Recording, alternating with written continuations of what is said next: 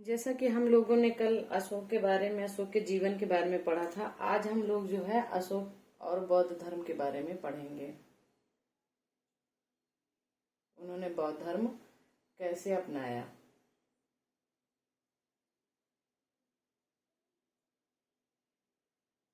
अशोक और बौद्ध धर्म।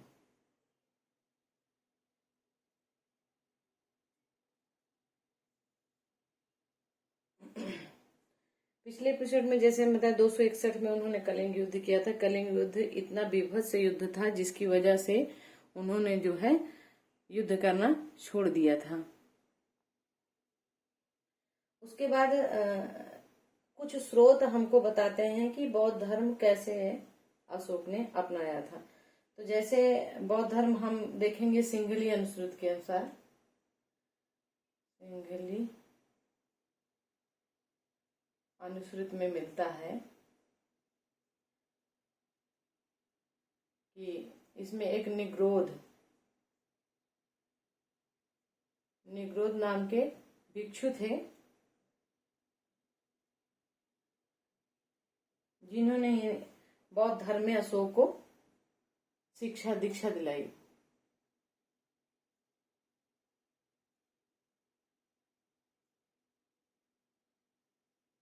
ये हमें सिंघली अनुश्रुत के अनुसार मिलता है कि निग्रोध नामक जो भिक्षु थे उन्होंने, और सिंघली अनुश्रुत में कहाँ से प्राप्त होता है? सिंघली अनुश्रुत में दीप वंश है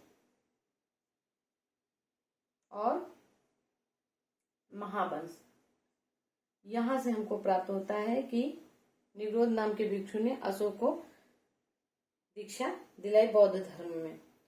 और दूसरा मिलता है कि पूर्ण रूप से अशोक बौद्ध धर्म कब अपनाए? पूर्ण रूप से तो मोगल पुत्र तिस ने जब संपर्क में आए, मोगल पुत्र तिस के संपर्क में आने पर उनके प्रभाव से इन्होंने जो है बौद्ध धर्म को पूर्ण रूप से अपनाया अशोक ने।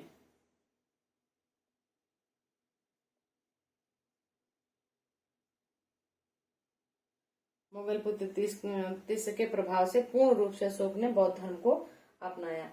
दिव्यावदान में मिलता है, जैसे दिव्यावदान बताता है कि दिव्यावदान के अनुसार कि बौद्ध धर्म में दीक्षित करने का श्रेय जो ये बताता है ग्रंथ की उपगुप्त का है। उपगुप्त ने अशोक को बौद्ध धर्म में दीक्षा दिलाई। ये 3 स्रोत ऐसे मिलते हैं जो ये बताते हैं कि अशोक ने बौद्ध धर्म कैसे अपनाया। दूसरा आता है कि पॉइंट की 10वां वर्ष, 10वें वर्ष में अशोक ने सर्वप्रथम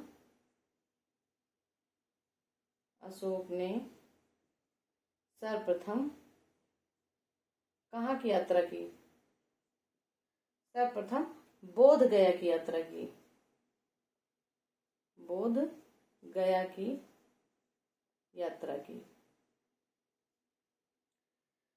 दूसरा आता है कि अभिषेक के 20वें वर्ष, राज्याभिषेक के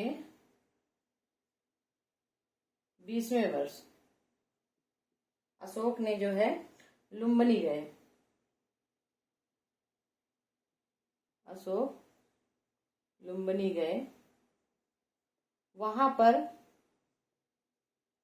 इन्होंने कर मुक्त किया लुम्बिनी को। कितना किया? 1/8 हिस्सा का भाग जो है कर लगाया इन्होंने, फिलहाल ना के बराबर घोषणा कर दी। दूसरा अभिलेख नेपाल की तराई में मिलता है इनका।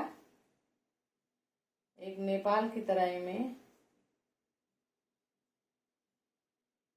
नेपाल की तराई में 2 अभिलेख प्राप्त होते हैं।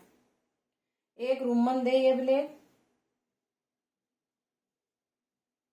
रुम्मनदेही अभिलेख, और दूसरा निगलवा अभिलेख।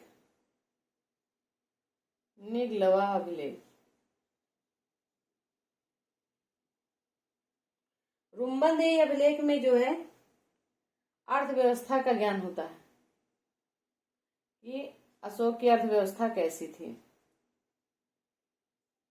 यानी कि कर व्यवस्था, कर प्रणाली। रुम्बनदेही अभिलेख बताता है कि अशोक की कर प्रणाली कैसी थी।